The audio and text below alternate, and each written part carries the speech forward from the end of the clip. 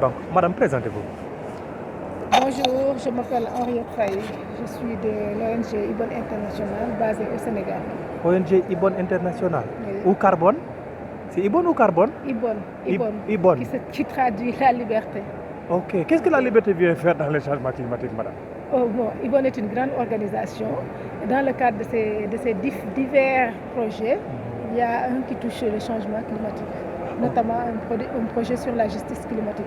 Justice climatique. Oui. Donc, s'il y a justice, on parle de justice climatique, il doit y avoir une injustice au niveau du changement climatique. Mais qu'il faut corriger. Bien sûr. Oui. Le changement climatique est en grande partie causé par les pays développés, mais il est le plus subi par les pays sous-développés, ce qu'on appelle la responsabilité commune, mais différenciée, qui est l'une des bases de la justice climatique.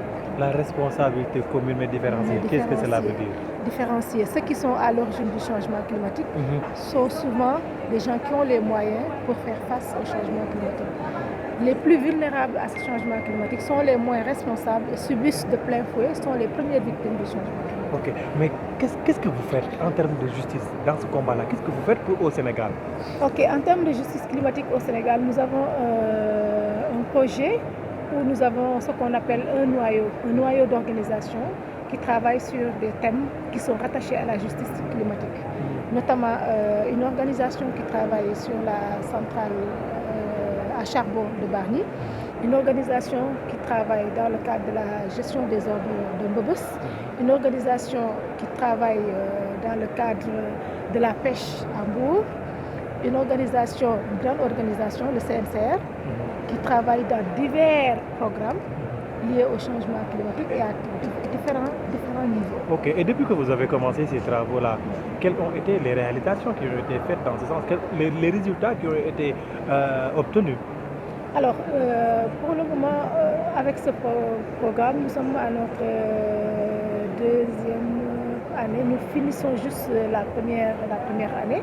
Ce que nous avons fait pour le moment, c'est surtout dans la sensibilisation, dans la synergie des forces, avec la mutualisation des forces avec ces organisations.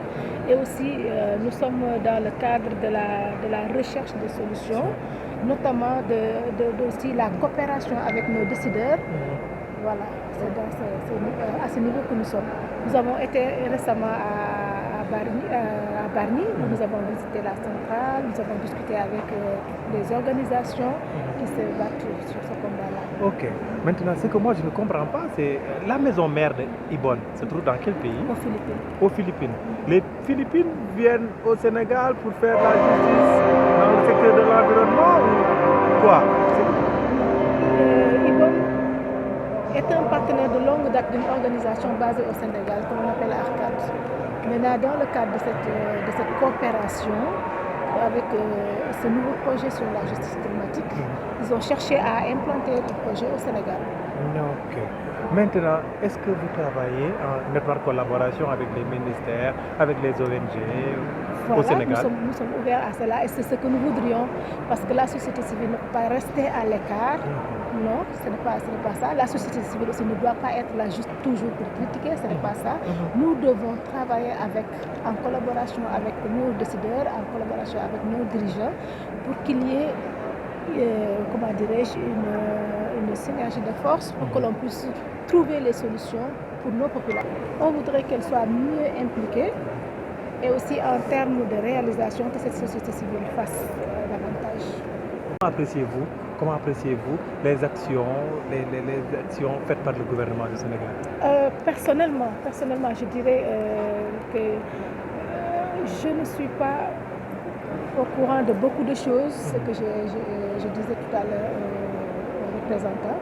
Il nous faut une coopération entre la société civile et nos États.